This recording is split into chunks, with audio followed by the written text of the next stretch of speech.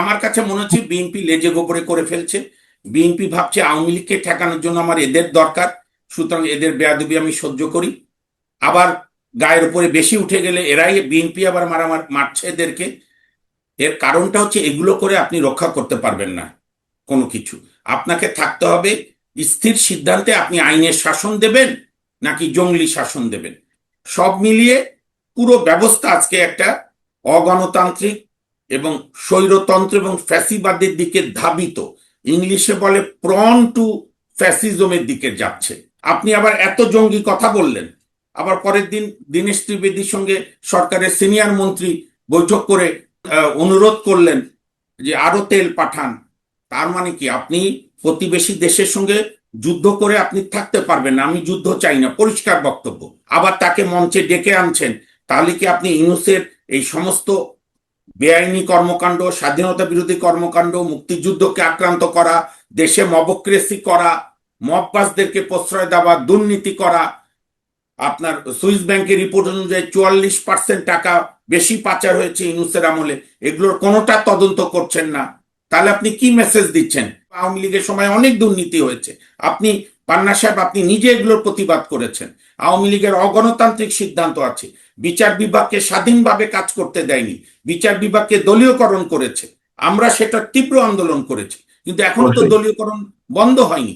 এখনো তো বিচার বিভাগ সরকারের সুরে সুরেই কথা বলে, এখনো তো শোন অ্যারেস্টের অর্ডারকে স্টে করে দেয় আপিল বিভাগ, পুলিশকে ব্ল্যাঙ্ক চেক দিয়ে দেয় বা এক্সিকিউটিভকে ব্ল্যাঙ্ক চেক দেয় যে কোনো মানুষকে হয়রানি করা। আপিল বিভাগ থেকে জামিন নিশ্চিত হওয়ার পরও কোনো লোক সহজে ছাড়া পাচ্ছে না, জেলাররা হাতড়ে বেড়াচ্ছে কোথায় শোন অ্যারেস্ট আছে। তো কোনো কিছু পরিবর্তনও হচ্ছে না, আর আপনি লম্বা লম্বা কথা বলবেন। আমন্ত্রণ প্রিয় দর্শক, মানচিত্র নিয়মিত আয়োজন কথোপকথনে আজকে আমাদের সঙ্গে যুক্ত রয়েছেন আলোচনায় সুপ্রিম কোর্টের সিনিয়র আইনজীবী এবং রাজনীতি বিশ্লেষক সৈয়দ মামুন মাহবুব। সৈয়দ মামুন মাহবুব, আপনাকে স্বাগত জানাচ্ছি। আহ শুরুতেই যে প্রশ্নটি রাখতে চাই, 5 আগস্ট রাষ্ট্রপতির একটি অনুষ্ঠান ছিল, অভ্যুত্থানের যে 2 বছর পূর্তি। আমরা দেখলাম সেই অনুষ্ঠানে যে হট্টগোল, বিশৃঙ্খলা, এক ধরনের রাষ্ট্রীয় সব ধরনের প্রোটোকল ভেঙে পড়া, আহ সেই জায়গা থেকে আমরা যে বিদেশি কূটনীতিকরা আমন্ত্রিত ছিলেন, বিভিন্ন দেশের কূটনীতিক, তারা অনুষ্ঠান স্থল ত্যাগ করলেন, এক অর্থে পালিয়েই প্রাণ বাঁচানোর চেষ্টা করছিলেন এবং পালালেন বটে। এটি আন্তর্জাতিক বিশ্বে কি ধরনের মেসেজ যাচ্ছে আমাদের কাছ থেকে? জি ধন্যবাদ। দেখেন, আমিও এটা দেখেছি 5 আগস্টের প্রোগ্রামে। আমি ছোট্ট একটা গল্প দিয়ে বলি। নোয়াখালী অঞ্চলে আমাদের এক বড় ভাই আইনজীবী, ওনার মুখে শোনা একটা গল্প, রসিকতার ছলে, যে উজির আলী বলে এক লোক জিন পুষতো।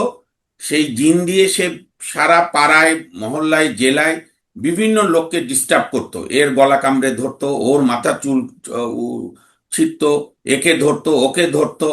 তো উজির আলী জিন, এটা উজির আলী করা মানে উজির আলীর সঙ্গে কেউ বাদলে উজির আলী এগুলো করাতো।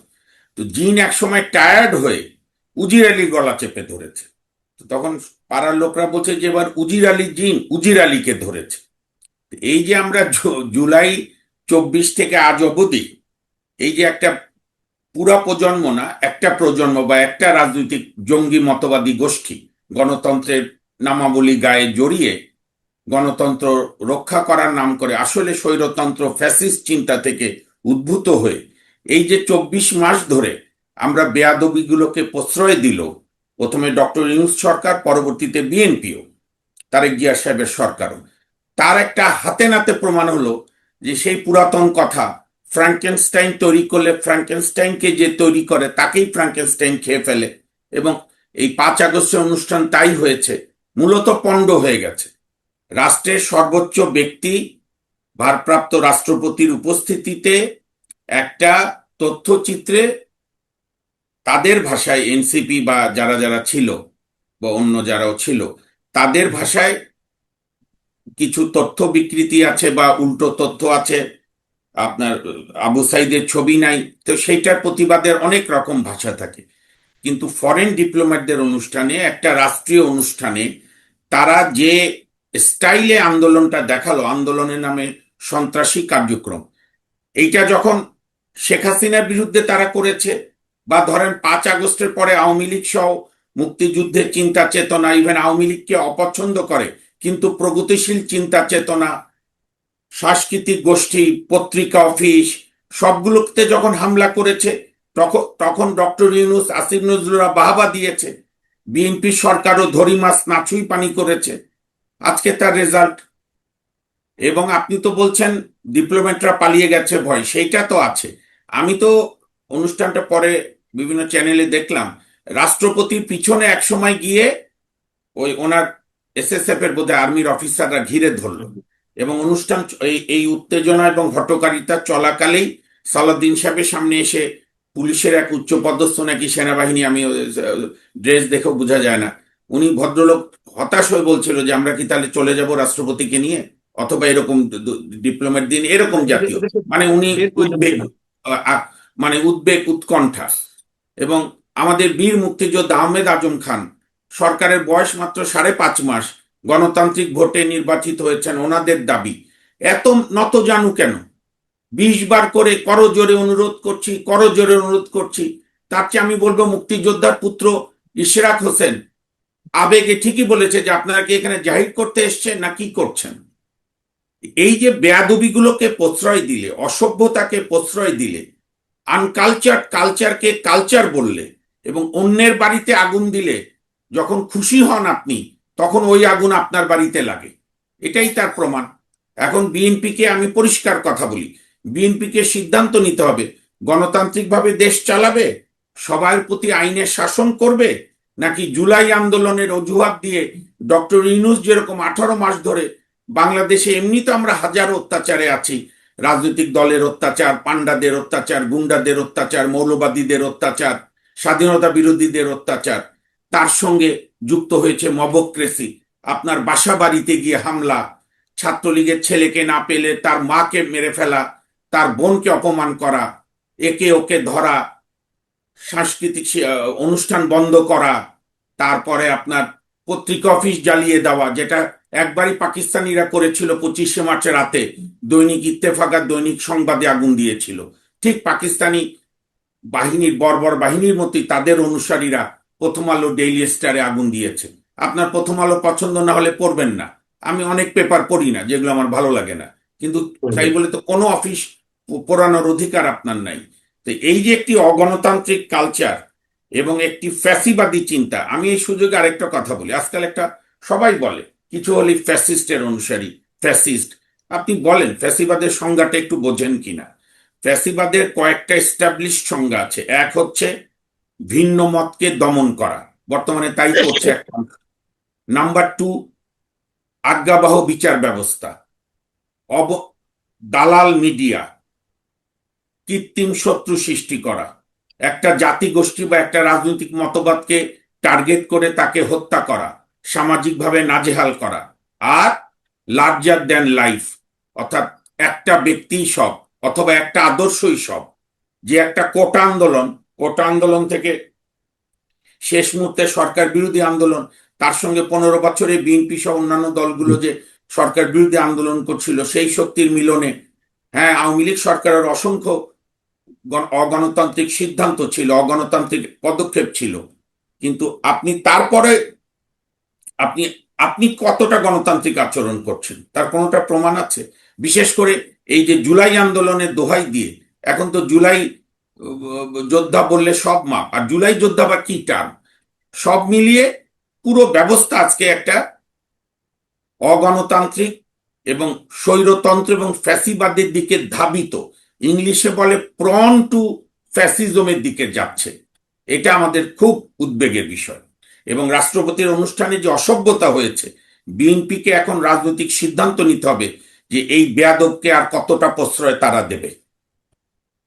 এখন কি তারা তাদের প্রয়োজনে প্রশ্রয়টা দিচ্ছে? যেমন ইউনূস দিয়েছিল, আমরা দেখলাম যে বঙ্গভবনে যখন সাবেক রাষ্ট্রপতি শাহাবুদ্দিন সাহেব ছিলেন, তখনও বঙ্গভবন আক্রমণের মুহুর্মুহু প্রচেষ্টা, বঙ্গভবনের আশপাশে ককটেল বিস্ফোরণ, অনেক কিছু তো আমরা দেখেছি। মানে সেনাবাহিনীর সঙ্গে সংঘাত, সেনা সদস্যদের আহত হওয়া, এবং ভারপ্রাপ্ত রাষ্ট্রপতি হাফিজুদ্দিন সাহেব তিনি এই মন্তব্য করতে বাধ্য হলেন যে আমি ইংরেজিতে বক্তব্য দিতে চেয়েছিলাম, কূটনীতির যে উদ্দেশ্যে যাতে আমাদের মেসেজ সারা বিশ্বে পৌঁছে যায়, সেটিও আমি দিতে পারলাম না। আহ আপনি বলছেন যে ফ্যাসিজমের দিকে যাচ্ছে, অবশ্যই মানে আহ, ফ্যাসিজমের যে, শুনেন, বুলগেরিয়ার বিখ্যাত বুদ্ধিজীবী দিমিত্রভ ফ্যাসিবাদের যে সংজ্ঞা দিয়েছে, যারা সারা বিশ্বে স্বীকৃত, এবং মার্কিন যুক্তরাষ্ট্রে ফ্যাসিজম বিরোধী জাদুঘরে ফ্যাসিবাদের সার্বজনীন ইন্টারন্যাশনালি রেকগনাইজড অ্যাক্লেইমড যে 7টা বৈশিষ্ট্য আছে, আমি যেগুলো বললাম আপনাকে, তো সবগুলি তো বাংলাদেশে বিদ্যমান দেখছি।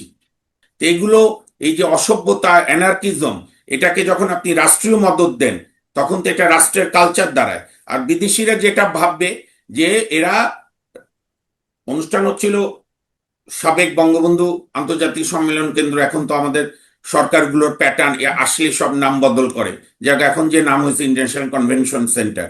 তো সেইখানকার ভিতরে কিন্তু রাষ্ট্রপতি যেহেতু, কাজে এটা সর্বোচ্চ অনুষ্ঠান, সেই অনুষ্ঠানেরই বিদেশিরা বুঝলো কোনো সিকিউরিটি নাই। তো এখানে আপনার ওই আপনার কথায়, মুখের কথায় বিদেশিরা এসে বিনিয়োগ করবে, বিনিয়োগ এত সহজ না। ওরা খবর টবর নিয়ে আসবে। যেখানে রাষ্ট্রপতির সিকিউরিটির জন্য মঞ্চে রাষ্ট্রপতির সামরিক অফিসারদের উঠে যেতে হয়। আমি তো এই যে ভারপ্রাপ্ত রাষ্ট্রপতি বা স্পিকার সাহেব, আমি তো ওনার আচরণও আমি লজ্জিত একজন মুক্তিযোদ্ধার সন্তান হিসেবে। এত বড় বেয়াদবির পর ওনার উচিত ছিল অনুষ্ঠান বন্ধ করে তৎক্ষণাৎ সিদ্ধান্ত দেওয়া যে এটা তদন্ত করো, কারা দায়ী, এই ঘটনা ঘটলো কেন, প্রয়োজনে এই অনুষ্ঠান আবার হবে। এটা তো আপনি সন্ত্রাসীদের সঙ্গে আপোষ করলেন, আপনি মব স্টার, মববাজদের সঙ্গে আপোষ করলেন। এই আপোষের রেজাল্ট বিএনপির জন্য ভালো হবে না ভাই। এখন শুনতে অপ্রিয় লাগলেও এই এই এই কিন্তু আপোষ, এই মবদের সঙ্গে আপোষ যেটা বিএনপি করছে, এই আপোষ, এই মব একদিন তাদেরকেও কামড় দেবে, অলরেডি দিচ্ছে। আমরা জুলাই অনুষ্ঠানকে কেন্দ্র করে বা 5 আগস্টের অনুষ্ঠানকে কেন্দ্র করে আরেকটি ঘটনা দেখলাম। আহ সেটি প্রধানমন্ত্রীর অনুষ্ঠান, জুলাই জাদুঘর উদ্বোধন অনুষ্ঠানে ডক্টর ইউনূস দর্শক সারিতে বসেছিলেন। আমাদের প্রধানমন্ত্রী তাকে সম্মান জানালেন, তাকে মঞ্চে ডেকে তার পাশে বসানোর ব্যবস্থা করলেন। ওকে, ভালো, ঠিক আছে, তিনি গুরুজনদের সম্মান দিচ্ছেন। কিন্তু যে ডক্টর ইউনূসের বিরুদ্ধে শত শত শিশু হত্যার অভিযোগ, যে ডক্টর ইউনূস এবং তার উপদেষ্টা পরিষদের বিরুদ্ধে দুর্নীতির অসংখ্য অভিযোগ, আমাদের মুক্তিযুদ্ধ ইতিহাসের খোল নলচে পাল্টে দেওয়ার অভিযোগ, মবক্রেসি সৃষ্টির অভিযোগ, জঙ্গিবাদে উস্কানি দেওয়ার অভিযোগ, একের পর এক মামলা করতে যাওয়া হয়, সেই মামলা গ্রহণ করা হয় না। আপনি নিজেও মামলা করেছেন, সেই মামলা খারিজ হয়ে যায়। সেই ব্যক্তিকে আসলে মঞ্চে ডেকে আমরা এটি কতটা স্বাভাবিকভাবে ধরবো? এটি কেবলই শ্রদ্ধা প্রদর্শন। আর যদি শ্রদ্ধা প্রদর্শন হয়েই থাকে, তাহলে যে শত শত শিশুর যে মানে নিহত হলো, তাদের যে বাবা মা, তাদের প্রতি কি সম্মান জানানো হলো? না, আমি, ওটা হচ্ছে যে অনুষ্ঠান স্থলে ডক্টর ইউনূস সাহেব নিচে মানে মঞ্চের বাইরে শ্রোতাদের আসনে বসা ছিলেন। জনাব তারেক রহমান সম্মানিত প্রধানমন্ত্রী ওনাকে এনে, ডেকে এনে হাত ধরে অনুরোধ করে পাশে বসিয়েছেন। আমি এই রাজনৈতিক শিষ্টাচারকে সম্মান জানাই, তারেক জিয়ার এই ভূমিকাকে আমি স্বাগত জানাই। কিন্তু এই ভূমিকার আরো একটু ভূমিকা রয়ে গেছে, আরো একটু কাজ রয়ে গেছে। সেই কাজটা যদি এখনো তারেক জিয়া সাহেব করে, তার সরকার করে, তাহলে আমরা বুঝবো যে শিষ্টাচারও ভালো, আবার আইনের শাসনও হচ্ছে। আপনি ইউনূসের বিরুদ্ধে অন্য মহসিন সাহেব যখন মামলা করতে গেল, অ্যাটর্নি জেনারেল ঝাঁপিয়ে পড়লো যে না, এগুলো কোনো তদন্ত করতে দেওয়া যাবে না, অন্য মামলায় বলছি, আবার তাকে মঞ্চে ডেকে আনছেন। তাহলে কি আপনি ইউনূসের এই সমস্ত বেআইনি কর্মকাণ্ড, স্বাধীনতা বিরোধী কর্মকাণ্ড, মুক্তিযুদ্ধকে আক্রান্ত করা, দেশে মবক্রেসি করা, মববাজদেরকে প্রশ্রয় দেওয়া, দুর্নীতি করা, আপনার সুইস ব্যাংকের রিপোর্ট অনুযায়ী 44% টাকা বেশি পাচার হয়েছে ইউনূসের আমলে, এগুলোর কোনোটা তদন্ত করছেন না? তাহলে আপনি কি মেসেজ দিচ্ছেন? যে তাহলে কি এই সরকার ইউনূসেরই এক্সটেনশন? তাহলে কি জুন 25 সালে যে তারেক জিয়া এবং ইউনূসের মধ্যে বৈঠক হয়েছিল বর্তমান প্রধানমন্ত্রী সাহেবের সঙ্গে, তা সেটা কি এই বৈঠকেরই রেজাল্ট? তাহলে মানুষও বুঝবে, মানুষও আহ, তার মতো করে সিদ্ধান্ত নেবে। আহ শেখ হাসিনার বক্তব্যকে কেন্দ্র করে অনেক কিছুই ঘুরে গেল আমরা দেখলাম। এবং আগে থেকেই সরকারের পক্ষ থেকে নিষেধাজ্ঞা জারি করা হলো। এক ধরনের তথ্য উপদেষ্টা বললেন যে যে কেউ সংবাদ প্রচার করলে আহ তার বিরুদ্ধে ব্যবস্থা নেওয়া হবে। আবার আইসিটি থেকে বলা হলো যে বিদ্বেষমূলক বক্তব্য প্রচার করা যাবে না, শুধু এই অংশটুকু, অন্য কথা প্রচার করা যাবে, যাই হোক, এক ধরনের কন্ট্রাডিকশন। আহ পরবর্তীতে আমরা দেখলাম যে শেখ হাসিনা যখন বক্তব্য দিলেনই, সংবাদ সম্মেলনে উপস্থিত হলেনই, তারপরে পররাষ্ট্র মন্ত্রণালয়ের একটি বিজ্ঞপ্তি, বিজ্ঞপ্তি ঠিক নয়, কড়া প্রতিবাদ, প্রতিক্রিয়া, এবং সেখানে যেসব শব্দ ইউজ করা হয়েছে, যে টার্ম গুলো ইউজ করা হয়েছে, সেটা নিয়ে তুমুল সমালোচনা চলছে গত 2-3 দিন ধরে। আবার পরবর্তীতে ভারত থেকে ডিজেল আমদানির সিদ্ধান্ত, বেশি বেশি পাইপলাইনে বেশি বেশি ডিজেল আমদানির সিদ্ধান্ত নেওয়া হয়েছে, বিদ্যুৎ মন্ত্রী জানিয়েছে। মানে আমি একটু জানতে চাচ্ছি যে আসলে ভারতের সাথে সম্পর্কের অবনতি আহ এই পর্যায়ে রয়েছে বা উন্নতি হচ্ছে না, সরকার কি শেখ হাসিনা ইস্যুটাকে শুধুমাত্র ক্যাশ করতে চাইছে, নাকি তারা আসলেই আহ আহ, তাদের যে পররাষ্ট্রনীতি, সবার সাথে সম্পর্ক, ভালো সম্পর্ক রাখতে চায়? মানে আমরা আসলে বুঝতে পারছি না, আপনার ব্যাখ্যাটা কি? 24-এর আন্দোলনে নানা বিতর্কিত ভূমিকা, বেআইনি ভূমিকা বলবো, দাম্ভিক ভূমিকা সরকারের থাকতে পারে, কিন্তু ওটাই তো শুধু ইতিহাস না আওয়ামী লীগের। আওয়ামী লীগের ইতিহাস 49 সাল থেকে, 52-র ভাষা আন্দোলনে, 54-র যুক্ত ফ্রন্টে মুসলিম লীগকে কবর দেয়া, 58-র আইয়ুবের সামরিক শাসনের পরে শেখ মুজিব, তখনও বঙ্গবন্ধু হননি, তার আন্দোলন, 62 শিক্ষা, 66 সালে বাঙালির মুক্তি সনদ, ম্যাগনা কার্টা, 6 দফা বঙ্গবন্ধু কর্তৃক ঘোষণা, 69-এর গণঅভ্যুত্থান, সর্বোপরি 71-এর মহান মুক্তিযুদ্ধ, এবং বেগম খালেদা জিয়ার সঙ্গে একসঙ্গে ঐক্যবদ্ধভাবে এরশাদ বিরোধী আন্দোলন, পরবর্তীকালে 96-তে একক শেখ হাসিনার নেতৃত্বে, আওয়ামী লীগের নেতৃত্বে কেয়ারটেকার প্রতিষ্ঠার আন্দোলন, এ কোনোটাই তো আপনি বাদ দিতে পারবেন না। আপনি তো ইতিহাস ডিকটেশন দিতে পারবেন না। শুধু 24-এ আওয়ামী লীগ অপরাধ করেছে দেখে আওয়ামী লীগ অপাঙ্ক্ত হয়েছে, আপনি নতুন করে শিয়া সুন্নি ক্রিয়েট করছেন। আপনি একটা শান্তিপ্রিয় দেশ, যেখানে এথনিক কোনো প্রবলেম নাই, মোটামুটি একই ভাষা। হ্যাঁ, আমাদের প্রিয়, আমারই আমারই সহনাগরিক পাহাড়িদের ভাষা আছে, আমরা সেটাকেও আমাদের ভাষা মনে করি, আদিবাসী উপজাতি যে নামই বলি। মূলত আমাদের মধ্যে কোনো দ্বন্দ্ব নেই। যারা 24-এর ছাত্র হত্যা, পুলিশ হত্যায় দায়ী, তাদের আপনি বিচার করেন, কিন্তু আপনি একটা টোটাল জনগোষ্ঠীর 40% মানুষকে ব্ল্যাকলিস্ট করে দেবেন, আপনি শিয়া সুন্নি করবেন। আপনি উমাইয়া বংশ আর আব্বাসি বংশের দ্বন্দ্বের ইতিহাস আমরা দেখিনি? আজকে ইরান ইরাক দেখছি না? সিরিয়া দেখছি না? আমরা কি বাংলাদেশকে গৃহযুদ্ধের দিকে ঠেলে দেব এগুলো কথা বলে? আপনি যারাই যারাই দায়ী বিভিন্ন হত্যাকাণ্ডে, বা আওয়ামী লীগের সময় অনেক দুর্নীতি হয়েছে, আপনি পান্না সাহেব আপনি নিজে এগুলোর প্রতিবাদ করেছেন। আওয়ামী লীগের অগণতান্ত্রিক সিদ্ধান্ত আছে, বিচার বিভাগকে স্বাধীনভাবে কাজ করতে দেয়নি, বিচার বিভাগকে দলীয়করণ করেছে, আমরা সেটা তীব্র আন্দোলন করেছি, কিন্তু এখনো তো অবশ্যই। দলীয়করণ বন্ধ হয়নি। এখনো তো বিচার বিভাগ সরকারের সুরে সুরেই কথা বলে। এখনো তো শোন অ্যারেস্টের অর্ডারকে স্টে করে দেয় আপিল বিভাগ, পুলিশকে ব্ল্যাঙ্ক চেক দিয়ে দেয়, বা এক্সিকিউটিভকে ব্ল্যাঙ্ক চেক দেয় যে কোনো মানুষকে হয়রানি করা। আপিল বিভাগ থেকে জামিন নিশ্চিত হওয়ার পর কোনো লোক সহজে ছাড়া পাচ্ছে না, জেলাররা হাতড়ে বেড়াচ্ছে কোথায় শোন অ্যারেস্ট আছে। তো কোনো কিছু পরিবর্তনও হচ্ছে না, আর আপনি লম্বা লম্বা কথা বলবেন। আপনি শেখ হাসিনার নিউজ শোনেন, 2010 কি 11 সালে আওয়ামী লীগের কতিপয় দল বা আইনজীবী রিট করে তারেক রহমানের প্রচার বন্ধ করে দিল বাংলাদেশের সব টেলিভিশন। উল্টো রেজাল্টটা কি হলো? অনলাইনে উনি আরো সক্রিয় হলেন, মাফ করবেন, উনি আরো সক্রিয় হলেন, কারণ উনিও বিএনপির মতো একটা বড় রাজনৈতিক দল, যারাও বাংলাদেশের ওই আওয়ামী লীগের মতোই জনগোষ্ঠী 35 থেকে 40% জনগোষ্ঠীরই প্রতিনিধিত্ব করে। আওয়ামী লীগ আর বিএনপির বাড়িতে কোনো কিছু হলো না। এর আগে জাসদ বাসদ কমিউনিস্ট পার্টিরা ট্রাই করেছিল, পারেনি কেউ, আওয়ামী লীগের কোলে গিয়ে বিলীন হয়ে গেছে। আবার আওয়ামী লীগের আমলে এই যে গণ অধিকার, নাগরিক ঐক্য, তারপরে আপনার কি নাম, গণসংহতি সহ আরো অনেকগুলো, অনেক লম্বা লম্বা কথা, নয়া বন্দোবস্ত, নয়া গণতন্ত্র, ওই মেনন ভাই ইনু ভাইদের মতোই শেখ হাসিনার বদলে তারেক জিয়ার কোলে গিয়ে বিলীন হয়ে গেল। আবার গণ অধিকারের এক নেতা তো পার্টির সাধারণ সম্পাদকের পদ ছেড়ে দিয়ে একটা এমপি হওয়ার জন্য বিএনপির কর্মী হিসাবে জয়েন করলো। আমরা তো এই রাজনৈতিক সুবিধাবাদী দেখছি। তো সুতরাং আওয়ামী লীগ বিএনপির বাইরে তো এখন কোনো কিছু ভাবাও যাচ্ছে না। তা আপনি সেই জনগোষ্ঠীর প্রধানের রাজনৈতিক বক্তব্য, তার অনুষ্ঠান আপনি বন্ধ করতে বলবেন, আপনার ক্ষমতা আছে করেন, কিন্তু এটা তো পারা যাবে না। এটা তো আধুনিক যুগ, গ্লোবাল ভিলেজ, মিডিয়ার যুগ, যার ফলে দেখা গেছে নর্মাল যা দেখতো তার চেয়ে 4 গুণ মানুষ দেখেছে। আগে হয়তো দেখতো খালি আওয়ামী লীগের সমর্থকরা, এখন আমরাও যারা নর্মাল নাগরিক আমরাও আগ্রহ করে দেখেছি যেখান থেকে পেরেছি, যে কি এমন বলেছে বা বলবে যার জন্য এই সরকার এত নার্ভাস। সালাউদ্দিন সাহেব বলছে দিল্লিতে আওয়ামী লীগের দাফন হয়েছে, কোনো আওয়ামী লীগ নাই বাংলাদেশে। তাহলে শেখ হাসিনা দিল্লিতে বসে কি বলছে না বলছে, এতে আপনাদের এত মাথা ব্যথা কেন, এত টেনশন কেন? আবার আমার তো দুঃখ লাগছে যে দিন শেষে তো আমি বাংলাদেশের নাগরিক এবং আমি আমার দেশকে নিয়ে গর্ব করি। আমার দেশে তো আন্তর্জাতিকভাবে আমার তো মর্যাদাই নাই, যে কতগুলো অযোগ্য কর্মকর্তা, অযোগ্য ব্যক্তি পররাষ্ট্র মন্ত্রণালয়ের দায়িত্ব, এর একটা প্রতিবাদ করতে 8-9 বার কারেকশন করতে হয়।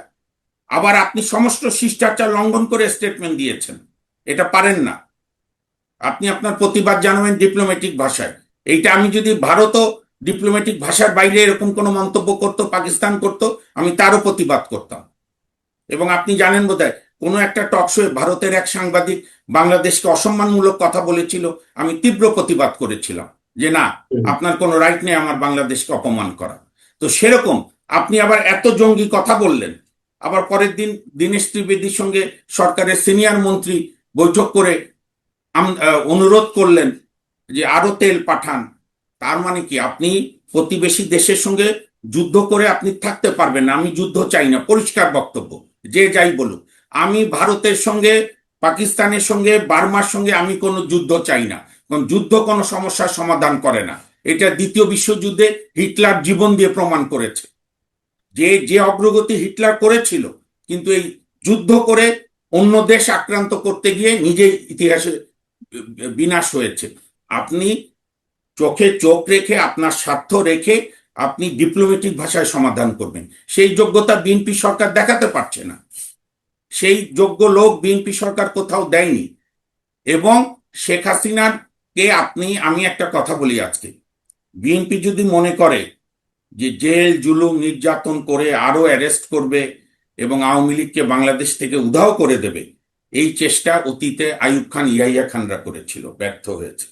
ইভেন খোদ আওয়ামী লীগ বিশেষ করে 18-র পর থেকে বিএনপিকে রাজনৈতিকভাবে নির্মূল করার, ইভেন নানা রকম অত্যাচার করার চেষ্টা করে ব্যর্থ হয়েছে।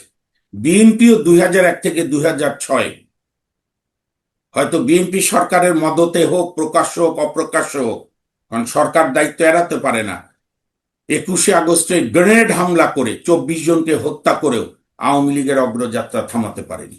এবং ওই দিনও পুলিশের কি বর্বরতা! গ্রেনেড হামলার পর যখন আহতদেরকে লোক একে অপরকে হেল্প করছে, জনগণ গেছে স্বতঃস্ফূর্তভাবে, তখন পুলিশ টিয়ার গ্যাস ছুড়েছে।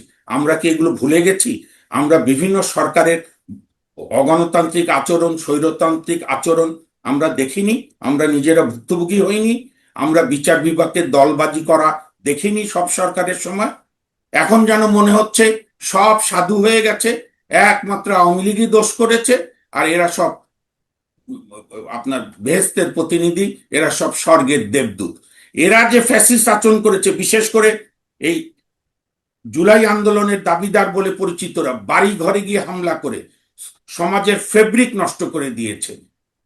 ভ্রাতৃত্ববোধ, একে অপরের প্রতি শ্রদ্ধা, পাড়ার মুরব্বীকে দেখলে সম্মান জানানো, তা না করে স্কুলের হেডমাস্টারকে নামিয়ে দিয়েছে, প্রিন্সিপালকে বের করে দিয়েছে, মহিলা প্রিন্সিপালকে তাড়া করেছে। কি বর্বরতা না করেনি! আমি পরিষ্কার বলি, আমি একজন নাগরিক হিসাবে যে কোনো আন্দোলনে থাকব। এই ধরনের তালেবানিকরণ, আফগানিস্তানকরণ, পাকিস্তানিকরণের বিরুদ্ধে আমি সারা দেশের মানুষকে অনুরোধ জানাবো, আইনের শাসনের জন্য প্রয়োজনে আবার আন্দোলন করতে হবে, কিন্তু নিজের হাতে আইন তুলে নেওয়া যাবে না। এটা করলে এই দেশ থাকবে না। আমরা বর্বর হিসেবে পরিচিত হব, আমরা তা না। ইভেন এই তরুণ প্রজন্মেরও অনেকদের সঙ্গে আমার কথা হয়, তারাও ক্লান্ত তাদের কিছু ভাই বোনদের এই আচরণ দেখে, এই মবগিরি দেখে। আমার শেষ প্রশ্ন, যে এই সবগুলোকে কেন এখনো প্রশ্রয় দেওয়া হচ্ছে? আপনি রাজশাহী বিশ্ববিদ্যালয়ের সালাউদ্দিন আম্মার, তার যে ওপেন সন্ত্রাসী কর্মকাণ্ড, একের পর এক ঘটনা, মামলা ঠিকই অনেক সমালোচনা করা হয়েছে, কিন্তু স্পর্শটা করা যাচ্ছে না। সরকারের দুর্বলতা কোথায়? মানে কেন এগুলোকে প্রশ্রয় দেওয়া হচ্ছে? তাদের ভীষণটা কি আসলে? এটা তো বিএনপি ভালো বলতে পারবে বা সরকারের কেউ, তবে আমি যেটা মনে করি, রাজশাহী বিশ্ববিদ্যালয়ে শুধু সালাউদ্দিন আম্মার না কি নাম রাকসুর জিএস, আমার লজ্জাও লাগে। আমি ওই বিশ্ববিদ্যালয়ের গর্বিত ছাত্র, রাজশাহী বিশ্ববিদ্যালয়। আমাদের রাজশাহী বিশ্ববিদ্যালয়ের একজন শিক্ষক ডক্টর শামসুজ্জোহা, ইতিহাস ইতিহাসের এক হুম, সূর্য সন্তান, যিনি ছাত্রদের জন্য নিজের জীবন দিয়েছিল। সেই রাজশাহী বিশ্ববিদ্যালয়ে শুধু আম্মারের মাস্তানি না, আমার লজ্জা লাগলো। পরে অবশ্য ছাত্রদল উদ্যোগ নিয়েছে, আমি তাদেরকে ধন্যবাদ জানাই। চিহ্নিত যুদ্ধাপরাধী, দণ্ডপ্রাপ্ত, ফাঁসির দণ্ডপ্রাপ্ত যুদ্ধাপরাধী নিজামী, মুজাহিদ, মীর কাসেম, সালাউদ্দিন কাদের, কাদের মোল্লা সহ সবার ছবি তুলেছে। এরা নাকি জুডিশিয়াল কিলিং হয়েছে। আমি এখন জাগ্রত, আমি এখন জানতে চাই সুপ্রিম কোর্টের বিবেকবান আইনজীবী, যারা অতীতে যে কোনো কথাই হলে কন্টেম করত, বা আমাদের শ্রদ্ধেয় আপিল বিভাগকে অনুরোধ করি, এই যে আপনাদের বিচারকে জুডিশিয়াল কিলিং বলছে, মানুষ তো দু একটা কথা বললে আপনারা কন্টেম করেন, সবাইকে করেন, আমাকেও করেছেন, কিন্তু আপনাদের বিচারকে যে জুডিশিয়াল কিলিং বলছে, একবার না, ঢাকা বিশ্ববিদ্যালয় বলেছে, শিবির, আপনারা এই ব্যাপারে নীরব কেন? এগুলো বিএনপি, আমার কাছে মনে হচ্ছে বিএনপি লেজে গোবরে করে ফেলছে। বিএনপি ভাবছে আওয়ামী লীগকে ঠেকানোর জন্য আমার এদের দরকার, সুতরাং এদের বেয়াদবি আমি সহ্য করি। আবার গায়ের উপরে বেশি উঠে গেলে এরাই, বিএনপি আবার মারছে এদেরকে। এর কারণটা হচ্ছে এগুলো করে আপনি রক্ষা করতে পারবেন না কোনো কিছু। আপনাকে থাকতে হবে স্থির সিদ্ধান্তে, আপনি আইনের শাসন দেবেন নাকি জঙ্গলি শাসন দেবেন, নাকি দলবাজের শাসন দেবেন, এই সিদ্ধান্ত বিএনপি নিক। আপনাকে অনেক অনেক ধন্যবাদ অ্যাডভোকেট সৈয়দ মামুন মাহবুব। প্রিয় দর্শক, আপনারা শুনছিলেন সৈয়দ মামুন মাহবুবের বিশ্লেষণ। আহ, নিশ্চয়ই আপনারাই বিবেচনা করবেন।